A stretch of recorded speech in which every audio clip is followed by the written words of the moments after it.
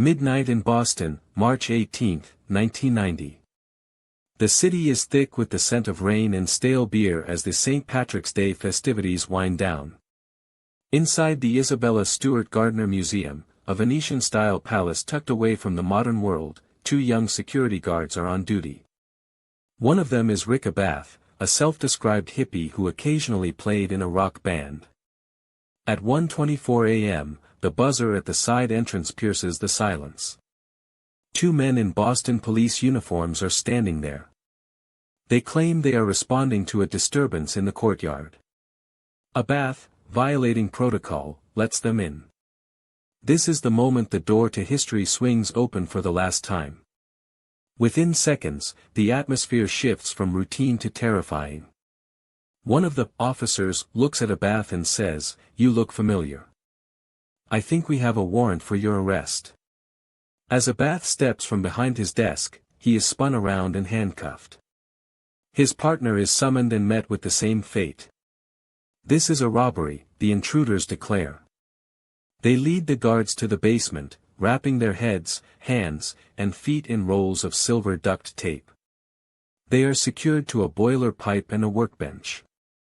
The thieves aren't looking for the guards, they are looking for the ghosts of the Renaissance. The museum's motion detectors begin to ping.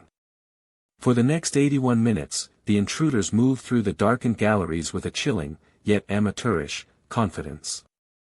They didn't know how to disable the security systems, but they didn't care. They were the only ones left in the palace. The heist had begun, and the clock was ticking against 30 centuries of human genius. What happened next was not a surgical strike, but a brutal assault on beauty. The thieves headed straight for the Dutch Room on the second floor. They didn't use glass cutters or delicate tools. They smashed the protective glass of Rembrandt's The Storm on the Sea of Galilee, his only known seascape, and used a blade to cut the canvas directly out of its heavy gilded frame. The sound of tearing fabric echoed through the empty hall like a physical wound. They did the same to A Lady and Gentleman in Black. They moved to Vermeer's The Concert, one of only 34 known works by the master, a painting so rare it is practically priceless. They snatched a landscape by Govert Flinck and a small self-portrait postage stamp-sized etching by Rembrandt. But then, the logic of the heist began to fracture. They bypassed the museum's most expensive piece, Titian's The Rape of Europa. Instead, they wandered into the short gallery and took 5 sketches by Degas and a bronze Napoleonic eagle finial from the top of a flagpole. They tried to take a Napoleonic flag but couldn't get it loose. They even stole an ancient Chinese bronze beaker known as a gu. This bizarre selection has haunted investigators for decades. Was it a shopping list provided by a shadowy collector? Or were these thieves simply thugs who didn't know a masterpiece from a souvenir? By 2:45 a.m., they made 2 trips to their getaway car.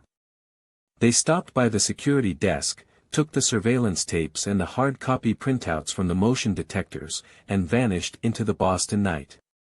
When the morning shift arrived, they found the guards still taped to the pipes and the frames lying empty on the floor. The world's greatest treasure hunt had just begun, but the trail was already growing cold. 34 years later, the FBI's file on the Gardner heist is thousands of pages long, yet the paintings remain missing. The theories are as numerous as the suspects. For years, the eyes of the law were fixed on the Boston Mafia. Names like Bobby Donati and Robert Guarente whispered through the underworld. Donati, a mob associate with a penchant for high-stakes robbery, was rumored to have orchestrated the hit to use the art as a get-out-of-jail-free card for a jailed boss. But Donati was brutally murdered shortly after the heist, taking his secrets to a shallow grave. In 2013, the FBI made a stunning announcement: they knew who did it. They claimed the thieves were part of a mid-Atlantic criminal organization, but they refused to name them, citing an ongoing investigation. They believed the art had moved through underworld channels to Connecticut and Philadelphia, where the trail simply evaporated. Every lead ends in a dead end. Every tip leads to a ghost. The museum has offered a $10 million reward, the largest ever offered by a private institution, but the phone remains silent. Is the art stashed in a climate-controlled bunker of a billionaire recluse?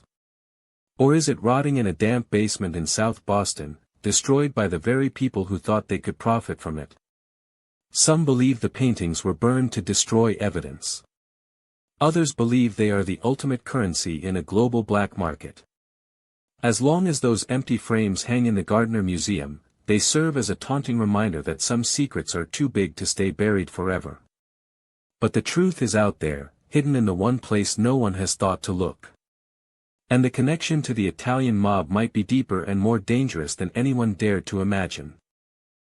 Thanks for watching.